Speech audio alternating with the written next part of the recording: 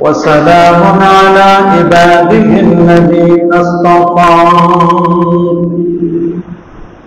أما بعد فقد قال الله تعالى في كلامه القديم أعوذ بالله من الشيطان الرجيم بسم الله الرحمن الرحيم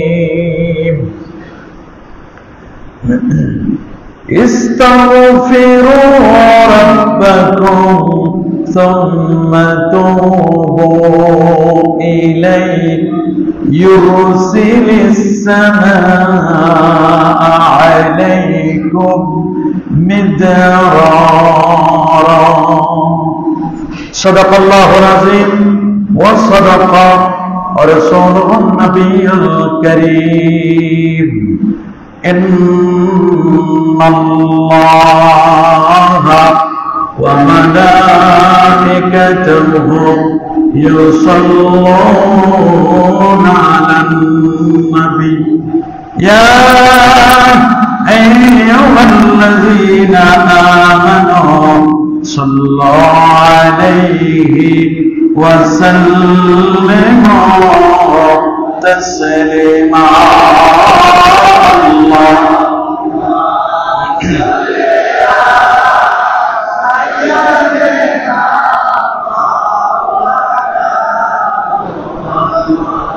وعلى آل سيدنا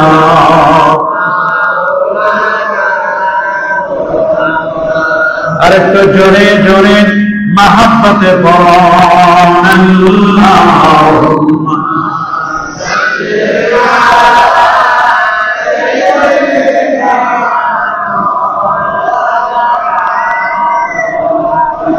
وعلى آل سيدنا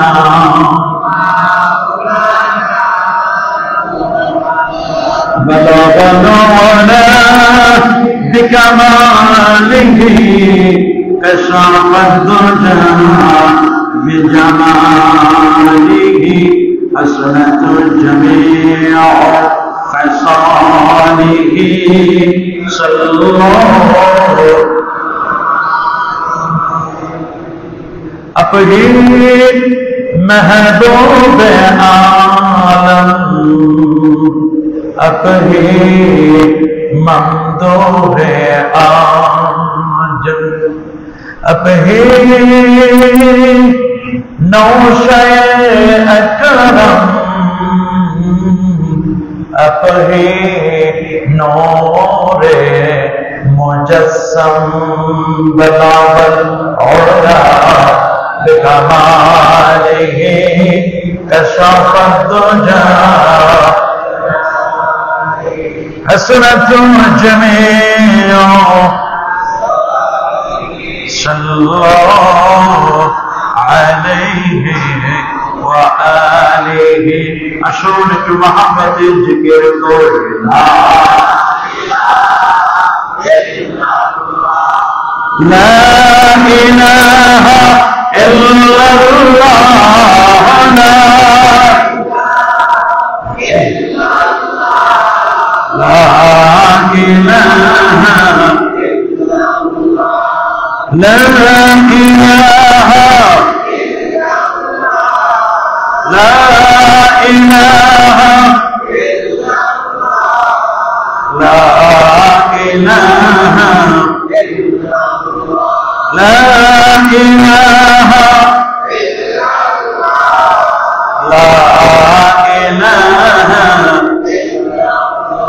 سبحان الله والحمد لله لا إله إلا الله سبحان الله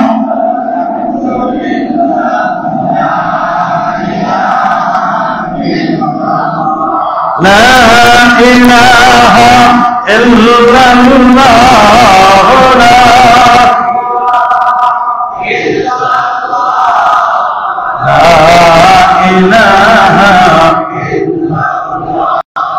حسبي ربي جل الله حسبي ما في قلبي نور محمد صلى الله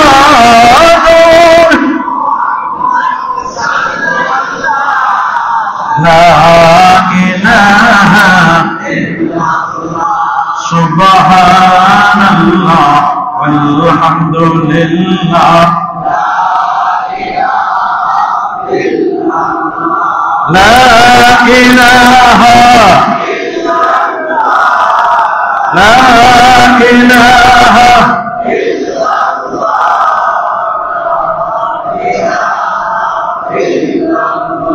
لا إله إلا الله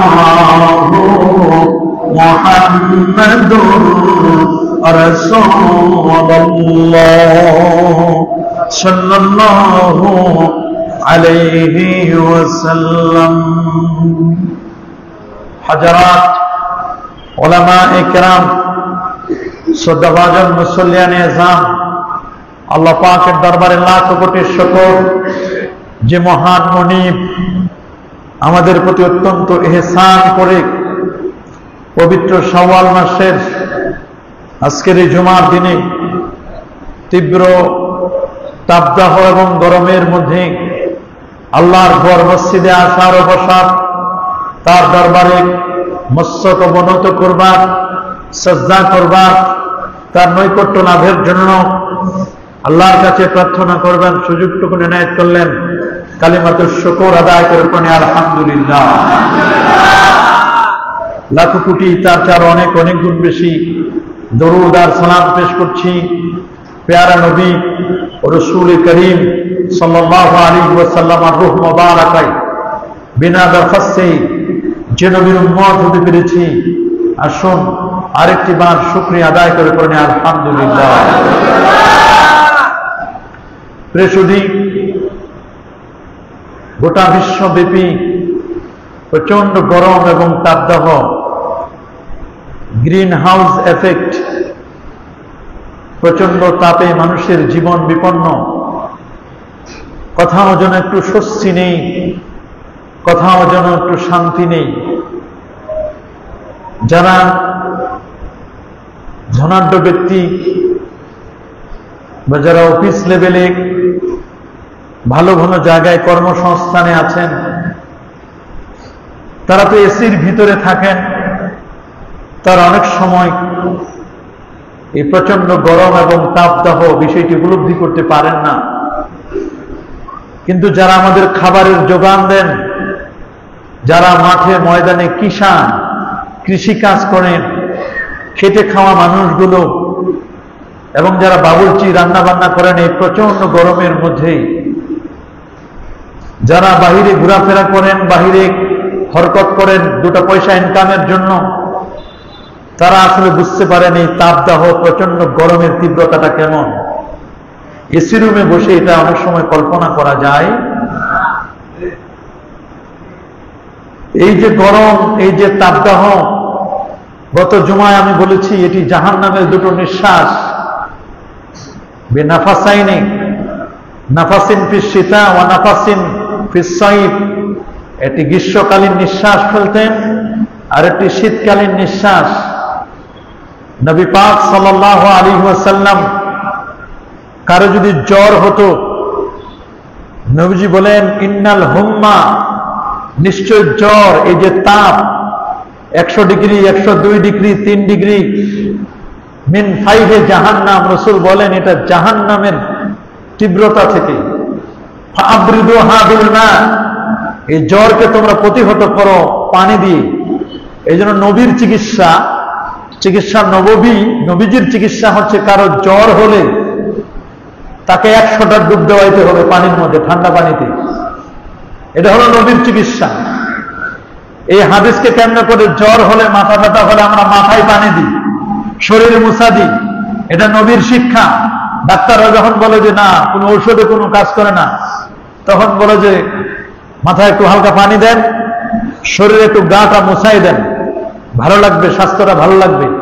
আর নবীজি 1500 বছর আগে বলেছেন, কারো যদি জ্বর হয়, এটা জাহান্নামের আগুনের সে উত্তাপ থেকে আসছে, এইটাকে ঠান্ডা করতে হলে তোমাদেরকে, এটাকে বাদ দিতে হলে তোমাদের ঠান্ডা পানি দিয়ে তাকে কি করো, তোমরা ঠান্ডা করো। এটা নবীর তরিকা ছিল। পানি ঢালতে বলছেন। একদিকে যেমন প্রচন্ড গরমে শরীর গরম, এই ফাঁকে অনেকের মাথাও গরম আছে। দেখেন না, কোনো ভালো কথা মানুষ সহ্য করতে পারে না, বলে ভাই গরম আছে, মাথা গরম আছে। মাথা গরম, দেহ গরম, আবহাওয়া গরম, সব গরম হলে তো হবে না। এই গরমের মধ্যে আমাদের জীবন যাপন করতে হবে। আমাদের ইবাদত বندگی, নামাজ, রোজা, হজ, যাকাত, তাসবিহ, তাহলিল, আমল, আকীদা, এগুলো সব ঠিক রাখতে হবে। গরমের মধ্যে সব ঠিক রাখতে হবে। আমরা আমাদের দেশে এটা নতুন মনে করছি, যারা 50 ডিগ্রি 52 ডিগ্রি তাপমাত্রা, 60-62 ডিগ্রি তাপমাত্রা নিয়ে চলেন, তাদের কাছে এটা সাধারণ। একটা উটের তাপমাত্রা 110 থেকে 120 ডিগ্রি তাপমাত্রা উট সহ্য করে মরুভূমিতে থাকে। একটা উট যদি থাকতে পারে, আমরা কেন থাকতে পারবো না? থাকতে পারবো, কষ্ট হবে আমাদের। আস্তে আস্তে করে এটা আমাদের সয়ে যাবে, আর সয়ে নিতে হবে। যত আপদ আর বিপদ দেখেন, মানুষকে দোষারোপ করে লাভ নাই, সব হচ্ছে আমাদের হাতের কামাই। সূরাতুর রূমে রব্বুল আলামিন বলেন, জাহারাল ফাসাদু ফিল বাররি ওয়াল বাহর বিমা কাসাবাত আইদিন নাস। জলে আর স্থলে যত আপদ আর বিপদ দেখো, সবগুলো এটা তোমাদের হাতের কামাই।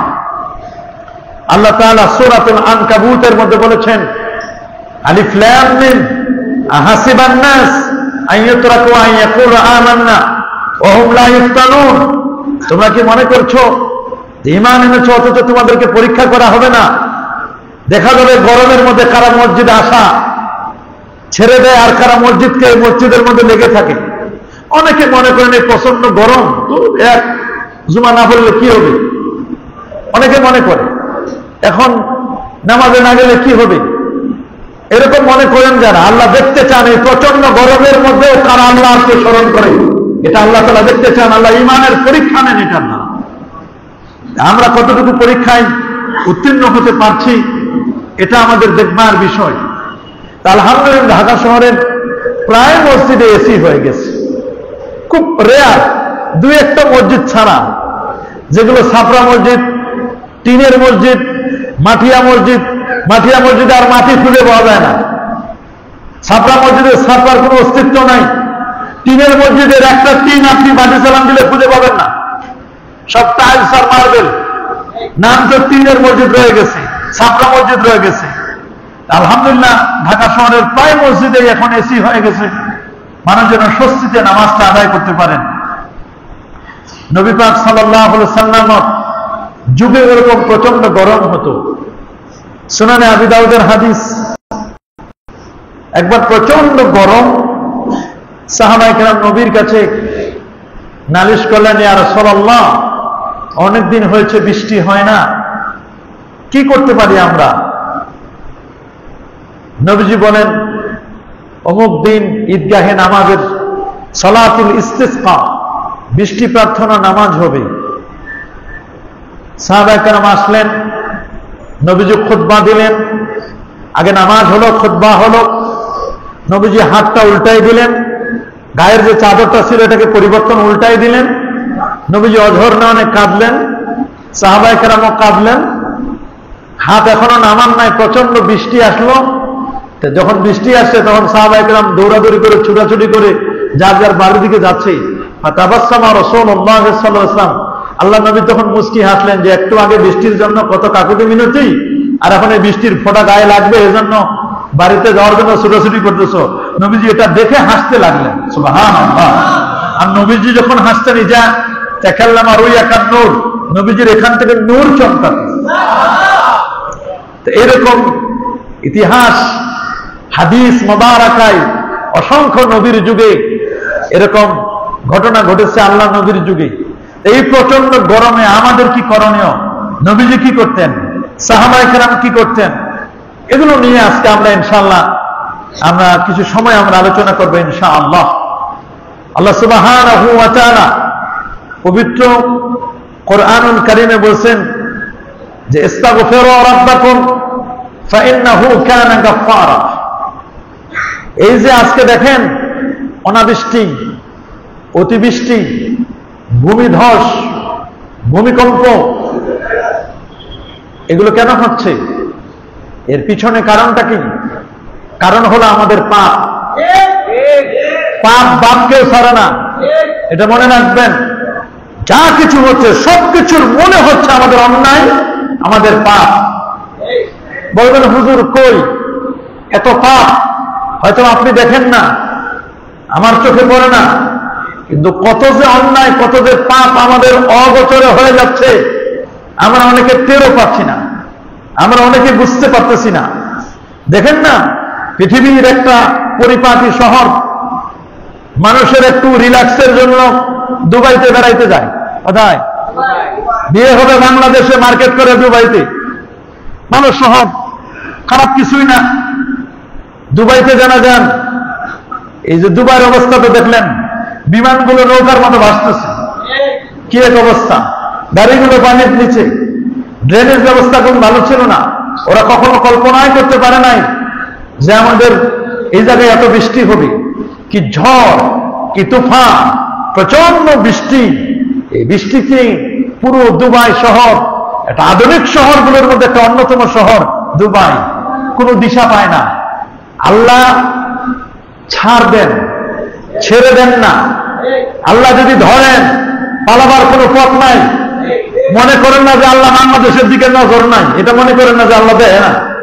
যত জুলুম, অন্যায়, অবিচার যত হবে, তত আল্লাহর পক্ষ থেকে গজবের জন্য রেডি থাকেন। যে দেশ হোক, যেই কমিউনিটি হোক, যারাই হোক না কেন, জুলুম করবেন, অন্যায় করবেন। সমাজের মধ্যে যখন জেনা, বেবিচার, মদ, জুয়া, গাঁজা, আফিম, ইয়াবা, বাবা, ফেন্সিডিল, মানুষের প্রতি মানুষের মমত্ববোধ, হিউম্যানিটি, মানবতা যখন আস্তে আস্তে করে কমে যাবে, সমাজের মধ্যে যখন পরকীয়া, পরশ্রীকাতরতা, মানুষের মধ্যে হিংসা, বিদ্বেষ, মারামারি, কাটাকাটি, খুন খারাপি, মাত্র সামান্য একটু কথায় কথায় টাকা দিতে দেরি হয়েছে, বাসের ভাড়া দিতে খুন করে ফেলেছে। নাউজুবিল্লাহ বলেন। এই যে ঠুনকো কথায় খুন, এগুলোই তো আমাদের সমাজটাকে নষ্ট করে দিচ্ছে। কথা বলেন, সমাজকে নষ্ট করার জন্য খুব বেশি প্রয়োজন হয় না। ছেলে বড় মাপের ইঞ্জিনিয়ার, বুঝেন এক একটা ইঞ্জিনিয়ারের কত লক্ষ লক্ষ টাকা আয় করে। আলগা তো আছেই, এমনি যেটা লিগালি যেটা করে তো আছেই, ইনলিগাল অবৈধ পন্থায় তারা কত আয় করে। এইরকম ইঞ্জিনিয়ার ইউনিভার্সিটির, জাহাঙ্গীরনগর বিশ্ববিদ্যালয়ের মতো ইউনিভার্সিটির প্রফেসরের বাবা যদি আপনার ওল্ড হোম বৃদ্ধাশ্রমে থাকে, তাহলে আর আপনার আমার কি আর বলবেন? এই সমস্ত প্রফেসরদের, বড় বড় ইঞ্জিনিয়ারদের শুনছি 2700 স্কোয়ার ফিটের বিশাল বাসাবাড়ি। ওই বাসাবাড়িতে সবার জায়গা হয়, আর জনম দুঃখিনী মা এবং বাবার জায়গা হয় না। ওরা কপাল, এই দেশে গজব আসবে না, কোন দেশে গজব আসবে? অনাবৃষ্টি, অতিবৃষ্টি তো স্বাভাবিক, ঝড়, তুফান, এগুলো তো অস্বাভাবিক কিছুই নয়, এগুলো তো স্বাভাবিক। এটার জন্য অপেক্ষা করতে হবে। আল্লাহর ধরা কিন্তু বড় কঠিন ধরা। ইন্না বাতশা রাব্বিকা লাশাদীদ। আল্লাহ ধরা বড় কঠিন ধরা। আল্লাহ ধরলে ছাড়ে না, ধরে ধরে ধরে না, ধরলে ছাড়ে না। যদি আল্লাহ কাউকে ধরেন, পালানোর পথ নাই। কি রাষ্ট্রপতি, কি প্রধানমন্ত্রী, কি মন্ত্রী, কি এমপি, কি ইমাম, কি মুহাদ্দিস, কি খতিব, কি সাধারণ মানুষ, কি অসাধারণ, আল্লাহ যদি ধরেন, পালানোর কোনো পথ নাই। কাকে ধরবেন আল্লাহ তাআলা, এটা একমাত্র জানেন আল্লাহ। তবে আগে আমাদের সোজা হতে হবে। সোজা হওয়ার জন্য আল্লাহ বলেন, ইস্তাগফিরু রাব্বাকুম, তোমরা তোমাদের রবের কাছে ইস্তিগফার করো, তোমরা তোমাদের রবের কাছে ইস্তিগফার করো। ইউরসিলিস সামাআ আলাইকুম মিদরারা। আল্লাহ তাআলা তোমাদেরকে একেবারে প্রচুর পরিমাণে মুষলধারে আল্লাহ বৃষ্টি আসমান থেকে নাজিল করবেন। সুবহানাল্লাহ। বৃষ্টি নাজিল করেন কে? আল্লাহ। আমরা সবাই মিলে চেষ্টা করে দিতে পারবো না? দেখেন না কত জায়গায় আফতাবনগর, অমুকনগর, অমুকনগর, বহু জায়গায় সালাতুল ইস্তিসকা, বৃষ্টি প্রার্থনা নামাজ হচ্ছে। শুধু বাংলাদেশ না, সৌদি আরবে বহুবার আমার বৃষ্টি প্রার্থনা নামাজ পড়ার সুযোগ হয়েছে। মদিনা শরীফে পড়েছি, মক্কা শরীফে পড়েছি, অনেক সময় বৃষ্টি হয় নাই। বাংলাদেশে বহু জায়গায় হচ্ছে, এমনও আছে মুনাজাত এখনো ছাড়ে নাই, মুনাজাত থেকে হাত নামানোর আগে অনেক জায়গায় বৃষ্টি হয়েও গেছে, এক ফোঁটা হলেও বৃষ্টি হয়েছে। এটা কেন? যখন আলেম ওলামা তাদের আমল ছেড়ে দিয়েছে, আলেম ওলামারা তাদের আদর্শ ছেড়ে দিয়েছে, লোক লালসা যখন তাদেরকে পেয়ে বসেছে, আলেম ওলামা যখন নিজের আদর্শ থেকে বিচ্যুত হয়েছে, তাহাজ্জুদ ছেড়ে দিয়েছে, আওয়াবিন ছেড়ে দিয়েছে, ইসরাক ছেড়ে দিয়েছে, মানুষের প্রতি মহব্বত ভালোবাসা যখন ছেড়ে দিয়েছে, আমল আখলাক ছেড়ে দিয়েছে, আল্লাহ আস্তে আস্তে করে মানুষদের থেকে আলেম ওলামাদেরকে কাটা বিচ্ছিন্ন করে দিচ্ছে। কথা বলেন, এটা মানুষের দোষ না, সাধারণ মানুষের দোষ না, দোষ হচ্ছে আলেমদের। আলেমরা যদি আমার ইবাদতে ফিরে আসে, আলেমরা যদি চোখের পানিতে ফিরে আসে, আলেমরা যদি তাহাজ্জুদে ফিরে আসে, আলেমদের হাতে খাবার অটোমেটিক চলে আসবে, আলেমদের হাত পাতার লাগবে না। এটা আপনাকে মনে রাখতে হবে। দোষ তো আলেমদেরও আছে। একসময় পীরেরা বসে থাকলে, এখনো বহু পীর আছে বসে থাকলে লক্ষ লক্ষ টাকা দেওয়ার জন্য মানুষ লাইন ধরে। কি বলেন, আছে না? 2 কিলোমিটার 3 কিলোমিটার লাইন দেখছি আমরা, সরছি নাই। হুজুরকে শুধু টাকা দেবে, খালি দোয়া নেবে, হাদিয়া নজরানা দেওয়ার জন্য বসে থাকে মানুষ ঘন্টার পর ঘন্টা। আমরা নিজেরাও যাই 2 ঘন্টা 2.5 ঘন্টা দাঁড়ায় থাকি, কখন হুজুর একটু সুযোগ পাবে, একটু হাদিয়া দিয়ে একটু দোয়া নিব আমরা, এগুলো আমরা বলি। অথচ বহু আলেম থালা পাতলে 1 টাকাও দিবে না। আছে না এরকম বহু আলেম? আলেম যদি তাকি আলেম হয়, মুত্তাকি আলেম হয়, পরহেজগার আলেম হয়, আলেম যদি তাহাজ্জুদের নামাজ মিস না হয়, আলেমের মাথায় যদি পাগড়ি থাকে, আওয়াবিন করে, ইসরাক করে, জিকির আজকার করে, আল্লাহর সাথে সম্পর্ক থাকে, তাহলে দেখবেন ওই আলেম যখন কথা বলবে, ওই আলেমের কখনো অর্থের অভাব হবে না। আল্লাহু আকবার বলেন। এগুলো আজকে আলেম ওলামারা আমরাও আর্টিফিশিয়াল হয়ে গেছি, আমরা হয়েছে প্লাস্টিক মার্কা হয়ে যাওয়ার কারণে আজকে আমাদের অবস্থা। আলেমদের সমস্যা, সাধারণ মানুষ তো আছে একটা লাইনে, কিন্তু আলেমরাও আসল জায়গায় ফিরে আসতে হবে। লোভ লালসা আমাদেরকে এমন ভাবে পেয়ে বসেছে, দুনিয়ার প্রতি আমাদের মমত্ব, দুনিয়ার প্রতি মোহ মায়া আমাদেরকে এমন ভাবে পেয়ে বসেছে, এখন দোয়া করলে চোখের পানি আসে না, এখন হাত তুললে চোখের পানি আসে না, আরেকজনের জন্য দোয়া করলে দোয়াটা কাজ করে না, নিজের জন্য দোয়া করলেও কাজ করে না। হ্যাঁ, এগুলোর পিছনে আমরা নিজেরা দায়ী। মানুষদেরকে দোষারোপ করলে কোনো কাজ হবে? দেখেন না ঢাকা শহরে কয়জন আলেম মাথায় পাগড়ি পরে নামাজ পড়ায়, বুঝলেন আপনি? দেখবেন অনেক আলেম পাবেন না, বলে পাগড়ি লাগে না। ওই মসজিদে নবীর প্রতি দরুদ এবং সালাম হয়, বলেন পাবেন? অনেক আলেম কেমন আছে, আসসালামু আলাইকুম রহমতুল্লাহ, আসসালামু আলাইকুম রহমতুল্লাহ, বাড়ি সালাম দিয়ে খুঁজে পাওয়া যায় না। হুজুরে ফুরুত করে ও 500 দরজা আছে, ভিতরে ঢুকে গেল, দোয়াও নাই, মোনাজাত নাই। আছে না এরকম আলেম? নাই তো। এই তো আজকে সমাজের অবস্থা, দোয়া নাই, দোয়া নাই, মোনাজাত নাই, আদব নাই, আখলাক নাই, শিষ্টাচার নাই। কেন আজকে সমাজের মধ্যে কেন তো ফিতনা, ফাসাদ, বিপর্যয়, কেন আজকে অনাবৃষ্টি, অতিবৃষ্টি? এগুলোর পিছনে আমরা নিজেরাই দায়ী, কাউকে দায়ী করে কোনো লাভ। যারা দায়িত্বশীল খোঁজ নিয়ে দেখেন, পাহাড় কাটে কার ইশারায়, গাছ কাটা হয় কার ইশারায়? কে কাটে? যেখানে বনায়ন করার কথা, আল্লাহ নবী বলছেন মান গারাসা গারসান, যে ব্যক্তি কোনো গাছ লাগালো, ওই গাছে ফল হলো, ওই ফল থেকে মানুষ খেলো, ওয়াত্তুয়ুর পাখি খেলো, ওয়াল ইনসান মানুষ খেলো, ওয়াল বাহাইম চতুষ্পদ জন্তু খেলো, ওই গাছটা যতদিন থাকবে ততদিন তার আমার নামায় সাদকায়ে জারিয়ার সওয়াব পাইবে। আমরা কয়জনে গাছ লাগাই? পারলে খালি কাটি, আমরা খালি কাটতে রাজি, আমরা খালি মুছতে পারি, আমরা লিখতে পারি না, আমরা গাছ লাগাইতে পারি না, গাছ কাটতে আমরা প্রস্তুত। এই যে গ্রিন হাউস এফেক্ট হচ্ছে, এর পিছনে কারণটা কি? এগুলো তো একটা অন্যতম কারণ। এটা শুধু বাংলাদেশের সমস্যা নাই, সমস্যা গোটা ওয়ার্ল্ড ওয়াইড সমস্যা, গোটা ওয়ার্ল্ড ওয়াইড, এটা বিশ্বব্যাপী এই সমস্যা। এই সমস্যা সমাধানের জন্য আল্লাহ নবী 1000 বছর আগে প্রেসক্রাইব করেছেন আমাদেরকে। আল্লাহ নবী 1000 বছর আগে আমাদেরকে পরামর্শ দিয়ে দিয়েছেন, যদি তুমি শোনো ইসরাফিল ইসলামকে ইসলাম সিংহায় পটকার দিয়ে দিয়েছে, ওই মুহূর্তে তোমার হাতে যদি একটা চারা গাছ তোমার থাকে, ওই চারা গাছটা রোপণ করে দেন তুমি, ওই রিজার্ভেশন ডে রিজার্ভেশন সেই কিয়ামত দিবসের জন্য তুমি প্রিপারেশন নিবে। আল্লাহু আকবার। নবী 1000 বছর আগে বলে দিয়েছেন, ইসরাফিলের সিংহায় ফুৎকার দিয়ে দিয়েছে, তোমার হাতে চারা গাছ আছে, তুমি চারা গাছটা রোপণ করো, তারপর কিয়ামতের জন্য তুমি প্রিপারেশন গ্রহণ করো। আল্লাহু আকবার। আমরা যদি প্রত্যেকে 100, 10টা, 20টা, 2টা, 1টা করে গাছ লাগাইতাম, আজকে গোটা পৃথিবীতে, বহু দূরের কথা, বাংলাদেশে 20 কোটি 22 কোটি মানুষ, যদি টার্গেট করেন যে আমি 22 কোটি মানুষ একটা করে গাছ লাগাবো, একদিনে 22 কোটি গাছ লাগানো সম্ভব না? সম্ভব, সম্ভব। আমরা তো গাছ লাগাই না, গাছ খালি কাটি, কাটার জন্য চেষ্টা করি। বনায়ন কেমনে ধ্বংস করা যায় এই চেষ্টা করি। আমাদের ছাদে, আমাদের বেলকুনিতে আমরা ইচ্ছে করলে কিন্তু গাছ লাগাতে পারি। গাছের নিচে তাপমাত্রা মাপছে 25 ডিগ্রি, 26 ডিগ্রি, 27 ডিগ্রি, 30-এর উপরে না। অন্যদিকে গতকালকে দেখলাম 12টা, 12:30 দিকে তাপমাত্রা, ডেমরায় দেখলাম 39 ডিগ্রি, গতকালকে ঢাকায় 41 ডিগ্রির মতো তাপমাত্রা। আরো বাহিরের তো অবস্থা, চুয়াডাঙ্গা, মেহেরপুর, এই সমস্ত অঞ্চল, দিনাজপুর, এই সমস্ত অঞ্চলে আরো বেশি। এই যে এত তাপমাত্রা, এগুলোর পিছনে কাউকে দোষারোপ করে কোনো লাভ নেই। আলহামদুলিল্লাহ, স্কুল কলেজগুলো আগামী রবিবার থেকে খোলার জন্য ডিসিশন নিয়েছেন। এগুলো নিয়ে আমাদের কাজ করতে হবে, এগুলো বাহিরে নয়। তবে আমাদের সবাইকে সাবধানতা অবলম্বন করতে হবে, সচেতন হতে হবে, বেশি বেশি করে পানি খেতে হবে, ডাব, তারপরে আপনার বিভিন্ন ফল ফলাদি যেগুলো আমাদের স্বাস্থ্যের জন্য উপকারী, ভাজা পোড়া সহ যেগুলো আমাদের স্বাস্থ্যের জন্য ক্ষতিকর, এগুলোকে আমাদের অ্যাভয়েড করতে, উপেক্ষা করতে হবে।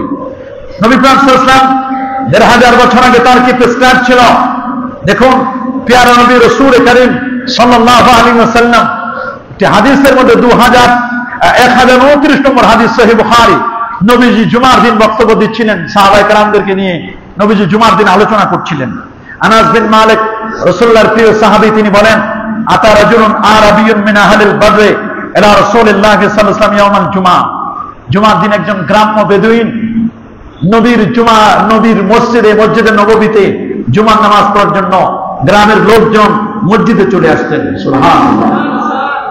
একজন বেদুইন আসলো, ফাকালা, বেদুইন বলল, ইয়া রাসূলুল্লাহ, ওগো আল্লাহর নবী, হালাকাতিল মাশিয়া, ইয়া রাসূলুল্লাহ, হুজুর, জিনিসপত্রগুলো, পরিবার পরিজন, গরু, ছাগল, ভেড়া, বকরি, হালাকাতিল মাশিয়া ওয়ানকাতাতিস সুবুল, হুজুর, এগুলো সব নষ্ট হয়ে যাচ্ছে, রাস্তাঘাটে ধুলা উঠছে, ধুধু মরু, হুজুর, বালু, ঝড় হচ্ছে, ইয়া রাসূলুল্লাহ, গাছপালাগুলো হলুদ হয়ে গেছে, কি করা যায়?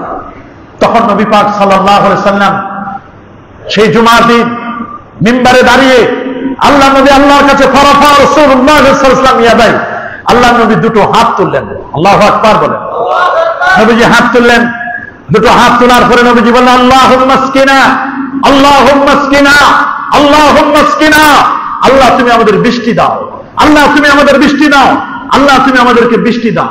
নবী পাক সাল্লাল্লাহু আলাইহি ওয়াসাল্লাম তিনি যখন বৃষ্টির জন্য আল্লাহর দরবারে দুটো হাত তুললেন, সাহাবায়ে কেরাম বলেন, নামাজ শেষ, বাহিরে এত মেঘের গর্জন, এত প্রচন্ড বৃষ্টি, এই বৃষ্টির কারণে আমরা 1 সপ্তাহ পর্যন্ত মসজিদ থেকে বের হতে পারলাম না। আল্লাহু আকবার। পরের জুমার সময় হয়ে গেল, নবীজি জুমার খুতবা দেওয়ার জন্য মসজিদে দাঁড়িয়ে গেলেন। আরেকজন সাহাবী দাঁড়ায় বলছেন, ইয়া রাসূলুল্লাহ, বৃষ্টিতে সব শেষ, হুজুর দোয়া করেন আল্লাহ যেন বৃষ্টি বন্ধ করে। নবীজি আল্লাহর কাছে দোয়া করে, আল্লাহ আমাদের এই মুহূর্তে বৃষ্টি লাগবে না, অন্য এলাকায় দেন।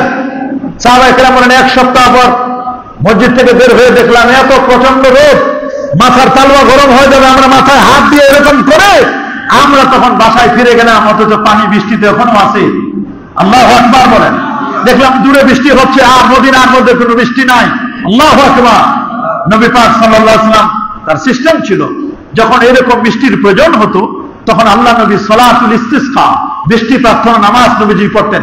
এটা বড় মাঠে পড়তে হয়, ঈদগাহে পড়তে হয়, যদি কোথাও জায়গা না থাকে তাহলে মসজিদে পড়াও জায়েজ আছে। 2 রাকাত নামাজ সালাতুল ইস্তিসকা, বৃষ্টি প্রার্থনা নামাজ পড়তে হয়, চাদর পরিবর্তন করে হাতগুলো উল্টা দিক থেকে আল্লাহর কাছে প্রার্থনা করতে হয়।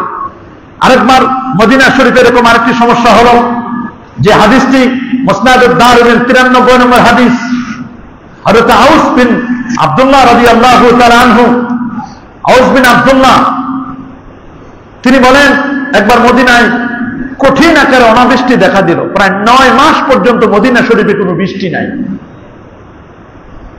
আল্লাহর নবীও তখন বেঁচে নাই। হযরত আব্দুল্লাহ তিনি হাদিসটি বর্ণনা করেছেন। এই হাদিসটি মুসনাদুদ দারিমির হাদিস। মদিনা শরীফে 9 মাস পর্যন্ত কোনো বৃষ্টি হচ্ছে না। কার কাছে যাবেন মানুষগুলো, কাকে একটু বলবেন যে আমাদের মদিনায় কোনো বৃষ্টি নাই? সবাই মিলে সিদ্ধান্ত নিল, আমরা মা আয়েশার কাছে, নবীর স্ত্রী আম্মা জান আয়েশার কাছে আমরা নালিশ করি। সুবহানাল্লাহ। মা আয়েশার কাছে আসলেন, নবীজি বলছেন 1/3 এলেন, 1/3 এক অংশ এলেন তোমরা মা আয়েশার কাছ থেকে নিবে। আল্লাহ নবী মা আয়েশাকে এত মায়া করতেন, এত মহাব্বত করতেন, এত ভালোবাসতেন। নবী পাক সাল্লাল্লাহু আলাইহি ওয়াসাল্লাম তিনি আয়েশার কাছ থেকে জ্ঞান নিতে বলেছেন। লোকেরা সবাই মিলে মা আয়েশার কাছে গেল, গিয়ে বলল, মা আপনি আমাদেরকে বলবেন, আপনি তো জানেন মদিনায় 9 মাস হয়েছে কোনো বৃষ্টি হচ্ছে না, আপনি আমাদের কোনো পরামর্শ দিবেন কিনা, আমরা কি করতে পারি? তখন আয়েশা সিদ্দিকা রাদিয়াল্লাহু তাআলা আনহা তিনি বলেন, উনজুরু রাউদাতান নবী সাল্লাল্লাহু আলাইহি ওয়াসাল্লাম, উনজুরু কবরান নবী সাল্লাল্লাহু আলাইহি ওয়াসাল্লাম, তোমরা নবীজির কবর শরীফ, নবীজির রওজা মোবারকের কাছে যাও, নবীকে বলো। বলে আচ্ছা ঠিক আছে, আমরা নবীজির রওজার কাছে যাব। তারপর বলে ফাজআলু মিনহু কুআন ইলা সামা হাত্তা লা ইয়াকুনা বাইনাহু ওয়া বাইনাস সামায়ে সাকফুন। নবী রওজায় গিয়ে নবীজির রওজার উপরে তোমরা ছিদ্র করো। কি করো? ছিদ্র, একটা বড় ছিদ্র করো। রোজার উপরে যে ছাদের মতো দেওয়া আছে, যেটা গম্বুজ, তোমরা ওই সময় অত বড় গম্বুজ ছিল না, শুধু জন্য বৃষ্টি না পড়ে এই জন্য দিয়েছিল একটা ছাদ। বলে এটা তোমরা একটা ছিদ্র করো। হাত্তা লা ইয়াকুনা বাইনাহু ওয়া বাইনাস সামায়ে সাকফুন, আসমান আর নবীজির রোজা এই দুটার মাঝে কোন ধরনের কোন ছাদ, কোন ধরনের কোন প্রতিবন্ধকতা যেন না থাকে। সুবহানাল্লাহ। ক্বালা, রাবী বলছেন ফাআলু, তারা তাই করলো। তবে জিজ্ঞেস করলো কেন এমনটি করা হবে? আসমান আর নবী রোজার মধ্যে কি সম্পর্ক? বলে কোরআনে আছে, যখন কাফেররা মরেছিল তখন আসমান কাঁদে নাই কাফেরদের জন্য। তাহলে বোঝা গেল মুমিনের জন্য, কোন মুমিন যখন পৃথিবীতে মারা যায় তখন আসমান কাঁদে। বাকাতিস সামা, আসমান কাঁদে। বলে শোনো, আল্লাহ নবী যেদিন ইন্তেকাল করেছিলেন, নবীর ইন্তেকালে আসমান কেঁদেছিল। আসমানটা বহু বছর হয়ে গেছে, নবী রওজা শরীফটা সরাসরি দেখে নাই, ছাদ হয়ে গেছে।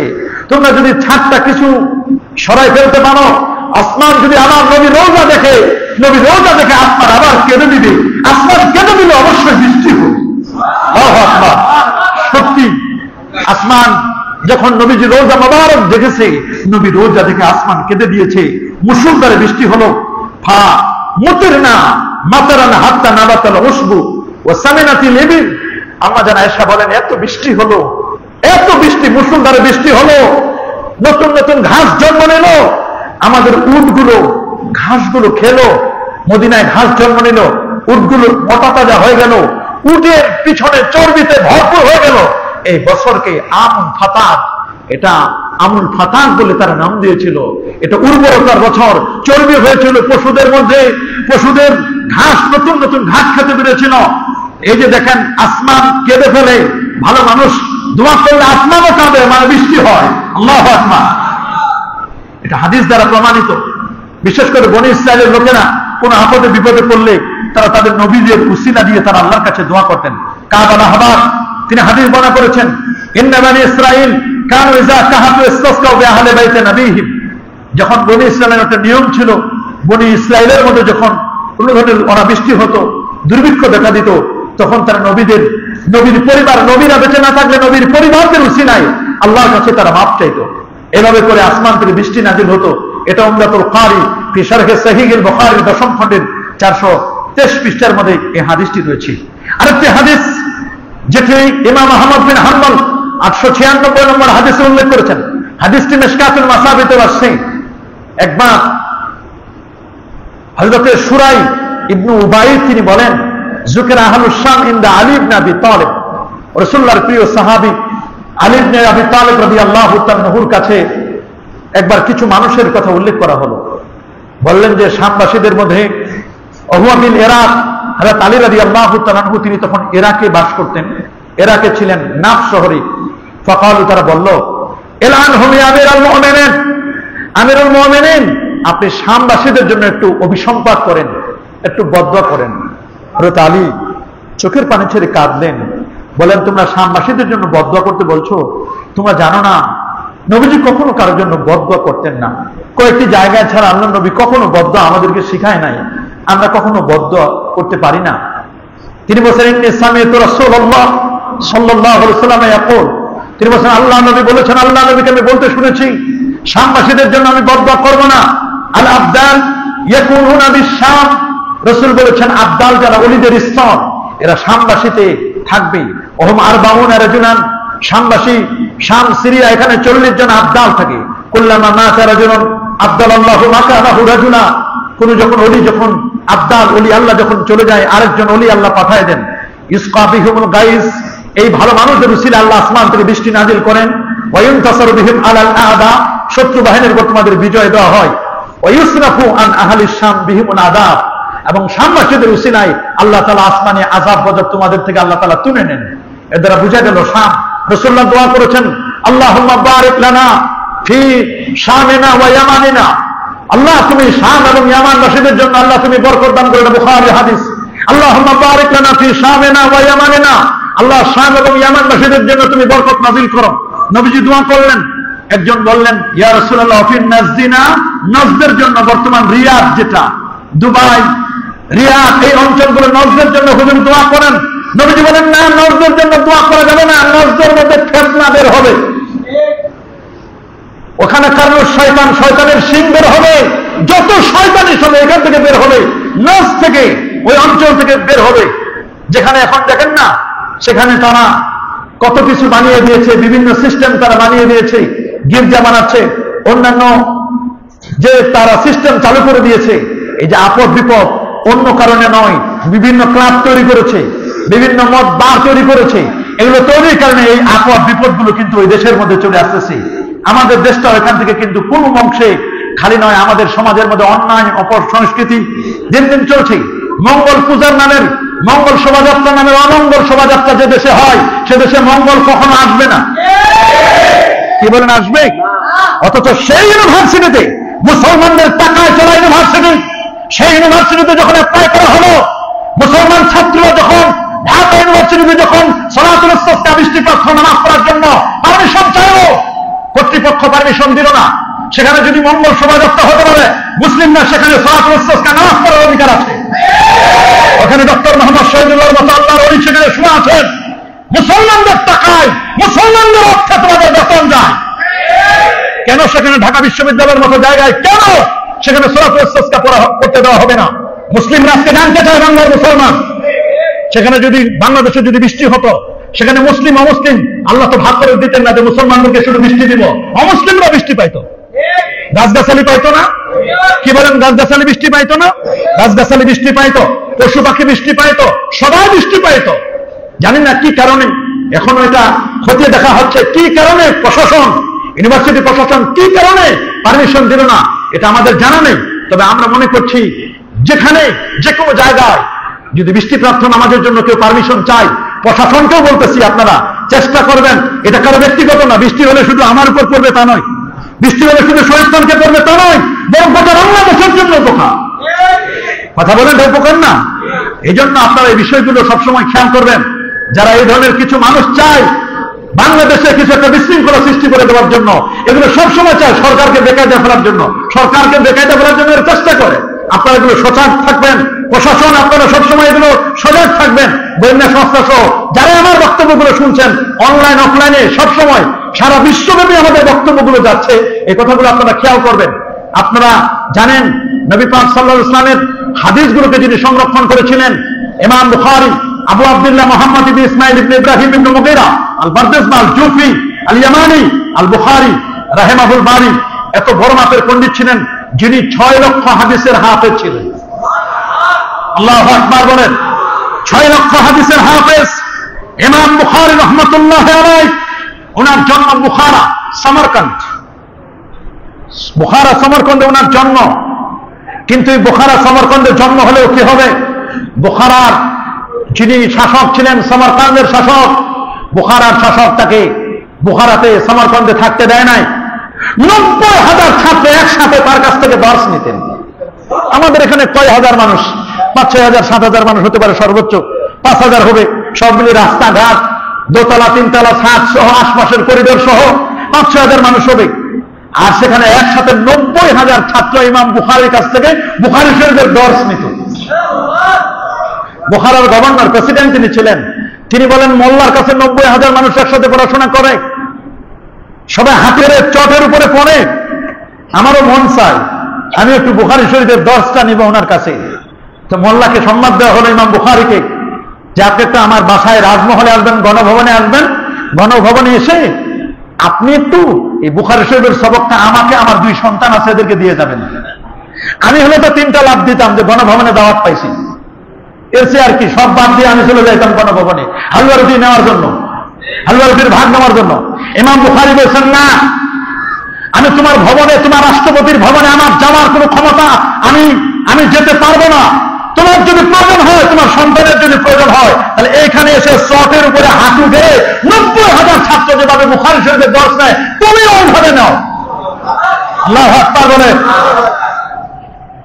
এই কথা বলার পরে তিনি বলেন, এই এলেম আমি কখনো অপমান অপদস্থ করতে চাই না, এই এলেমটাকে আমি অপমান করতে চাই না, রাজদরবারে নিয়ে গিয়ে এলেমের ফেরি করব, এটা আমি কখনো চাই না। সেদিন তিনি যান নাই, মাথা নত করেন নাই। গভর্নর তাকে বলছেন আপনি বুখারায় থাকতে পারবেন না, বলে আমি থাকবো না, বুখারা দরকার নাই। বুখারা থেকে তিনি চলে গেলেন। তার জন্য 84টি গেট করা হলো, কে বলছেন আরো বেশি, 1000 উপর গেট করা হয়েছে। এত লেখাপড়ায় ব্যস্ত থাকতেন।